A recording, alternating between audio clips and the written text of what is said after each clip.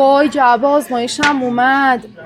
دکترم هم جواب نمیده، نیستش. حالا من چجوری بفهمم؟ چی شده خانم سمیزاده؟ میتونم کمکتون کنم؟ آره ببین من جواب آزمایشم اومده. خب. دکتر نمیشناسی الان برم نشون بدم؟ دکتر میخوای چیکار؟ الان با هوش مصنوعی جواب آزمایش رو بهت میگم. چجوری؟ الان بهت میگم. ببین بیا ببین. سلام بهزاد، چطوری؟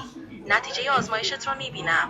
به نظر میرسه که سطح قند خون، اوره، کراتینین و کلسترول در محدوده نرمال هستن.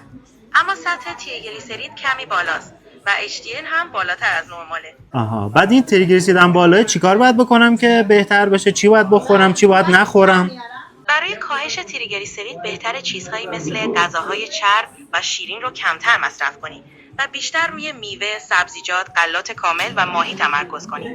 همچنین ورزش منظم هم میتونه خیلی کمک کنه. البته برای تشخیص دقیق بیماریت باید به پزشک خودت مراجعه کنی. اگه میخوای با قابلیت‌های دیگه هوش مصنوعی آشنا بشی و حتی روش کسب درآمد از اونها یاد بگیری، فقط کافیه کلمه آزمایش رو برام کامنت کنی و اطلاعات بیشتر خودکار برات دایرکت بشه.